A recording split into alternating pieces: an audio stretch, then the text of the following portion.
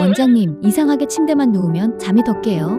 졸리다가도 침대에 누우면 갑자기 정신이 또렷해져요. 라고 하시는 분들이 있습니다. 이거 환자분들에게는 너무 자주 듣는 말씀인데요. 침대가 자는 공간으로 인식되지 않는 분들께서 많이 말씀 주시는 것 같고요. 잠이라는 것은 또 중요한 게 의지가 약해서 생기는 문제가 아니라는 점입니다. 단지 여러분의 뇌가 잘못 배웠을 뿐입니다. 안녕하세요. 설명한 의사 김정진입니다.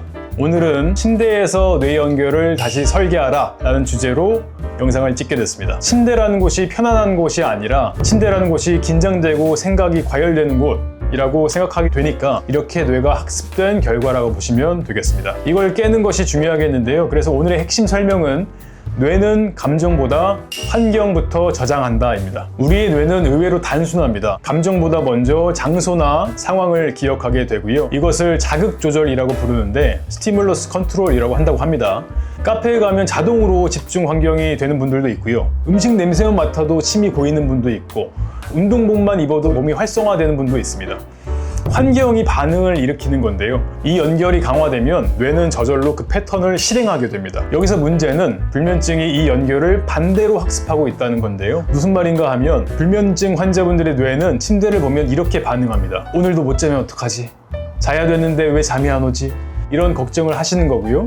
이 순간에 그 즉시 교감신경이 활성화되게 되고 심박수는 올라가게 되고 시상하부는 수면 중추에 수면을 그만 내리라는 스탑 명령을 내리게 됩니다. 그래서 침대는 수면 신호가 아니라 전쟁 신호라고 인식하게 되는 경향이 생기는 것이죠. 그래서 침대에 누운 채로 잘 자려고 노력하는 그 행동 자체가 불면증을 더 강화시킬 수가 있습니다. 이럴 때 할 수 있는 실천법이 있는데요. 뇌의 조건을 리셋하는 겁니다. 수면의학에서 가장 효과가 검증된 치료법 중에 하나가 바로 자극조절요법입니다. 불면증 인지치료의 핵심 축이라고 볼 수도 있는데요. 일단 첫 번째는 20분에서 30분 동안 누워도 잠이 안 오면 무조건 일어나는 겁니다. 이게 가장 중요한 원칙이면서도 지키기 어려운 원칙 중에 하나인데 왜 일어나야 되냐? 침대에서 잠이 안 온 채로 계속 누워있는 시간은 뇌에게 이렇게 가르치게 됩니다. 침대라는 공간은 불면증이 오는 공간, 고민하는 공간, 긴장하는 공간 이렇게 인식하게 만드는 것이죠. 그래서 침대에서 뒤척거릴수록 불면증이 더 강화될 수가 있습니다. 그럼 어디로 가야 되냐? 첫 번째는 조명을 낮춘 조용한 공간이 되겠고요. 스마트폰은 끄고 잡생각을 덜 자극할 수 있는 활동만 하는 공간입니다. 예를 들면 짧은 독서를 하셔도 좋고요. 아니면 잔잔한 음악을 들으셔도 좋고 스트레칭을 가볍게 하시는 것도 좋고 명상 앱을 켜서 밝기를 최소로 하고 명상을 해주시는 것도 좋습니다. 이러다가 졸음이 다시 올라올 때 침대로 다시 돌아가는 것이죠. 이렇게 반복하게 되면 뇌는 서서히 이것을 배울 수가 있어요. 아, 침대는 잠이 오는 상태에서만 누울 수 있는 공간이구나. 아, 침대에 누우면 잠이 오는 곳이구나. 이렇게 인지할 수가 있게 됩니다. 두 번째 방법은 침대에서 하는 행동은 딱 한 개여야 된다는 것입니다. 바로 수면입니다. 그 외 모든 활동은 침대와 분리하는 것이 좋고요. 특히나 휴대폰 보는 거, TV 보는 거, 그다음에 업무하는 것들, 통화하는 것들, 생각을 정리하는 것들, SNS 보는 것들, 그리고 먹는 거, 침대에 누워서 고민하는 거 이런 것들 모두가 잠을 방해하는 요소가 될 수 있습니다. 그래서 침대를 각성 장소로 일으키지 않기 위해서 이 모든 행동은 피해 주시면 좋고요.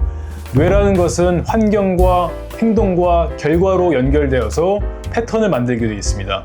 침대를 보자마자 생각이 폭주하는 이유는 뇌가 여긴 내가 항상 생각하고 고민하던 장소야, 여긴 내가 잠이 안 와서 뒤척이던 장소야 라고 저장했기 때문입니다. 그래서 결론은 침대를 외부 자극이 없는 수면의 성지로 다시 설계해야 한다는 것입니다. 근데 만약에 나는 잠이 안 온다고 해서 일어나서 움직이거나 책을 보거나 명상을 하거나 하는 게 너무 어색하거나 불편해 라고 하시는 분들도 계시다면 이 세 번째 방법만 따라해 주셔도 좋습니다. 세 번째 방법은 잠자리 의식을 만드는 겁니다. 잠자리 루틴을 만드는 건데요. 매일 같은 순서로 취침 루틴을 반복하게 되면 이 루틴 전체가 뇌의 수면 신호가 되게 됩니다. 예를 들어서요. 첫 번째로 세안을 하고 두 번째로는 간단하게 침구를 정리하고 나서 조명을 30도 이하로 낮추고 10분 정도는 책을 조금 읽고요. 그 다음에 직전 영상에서 설명드렸던 478 호흡법을 해주시는 것도 좋고 그 다음에 침대로 이동해서 취침을 하는 것입니다. 이렇게 중요한 습관들, 패턴들을 만들어 가게 되면 뇌에서 일관성이 생겨서 반복된 순서에 따라서 패턴을 배우게 됩니다. 이 관련해서 수면학회에서 만들어낸 논문들도 많이 있고요. 자극조절요법은 수면의 효율이나 개선에 있어서 가장 강력한 근거를 가지기도 합니다. 그러면 이 방식이 어떻게 환자분들한테 실제로 변화를 일으키고 있는가를 확인해 보면 실제로 저희 환자분 중에서 불면증이 2년 되신 분이 있었습니다. 침대만 누우면 심장이 도곤도곤거리고 잠이 안 오니까 자꾸 긴장되고 얼굴도 붉어지는 것 같다 이렇게 말씀하신 분이 있었는데 밤마다 1시간 이상 2시간까지도 뒤척이는 분이었습니다. 제가 이 설명드린 자극조절요법을 일주일 하고 나서는 잠드는 데 걸리는 시간이 한 15분, 20분 정도 단축되신 분이었고요. 그리고 3주차를 하다 보니까 뒤척이는 시간이 절반 정도 감소한 것 같다 라고 말씀 주셨고 6주차, 한 달 반 됐을 때는 침대에 눕는 시간부터 졸음이 좀 오는 것 같다, 졸음 자극이 오는 것 같다 이렇게 표현하셨습니다. 이분은 뇌가 다시 이렇게 학습한 것입니다. 침대라는 곳은 잠드는 곳이다 이렇게 뇌가 기억을 하는 것이죠. 조건화라는 것은 나쁜 방향으로도 좋은 방향으로도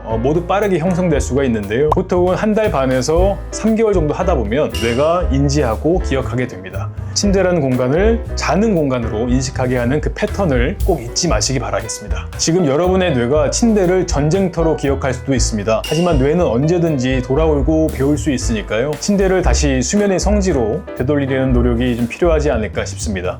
물론 시간이 걸립니다. 이 방법은 수면제만큼이나 빠르진 않지만 자연스럽고 확실하게 수면을 돌이킬 수 있는, 돌아오게 할 수 있는 건강한 방식이다 라고 저는 자부하고 있습니다.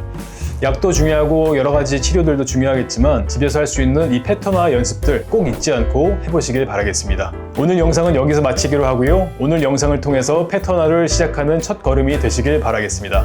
감사합니다.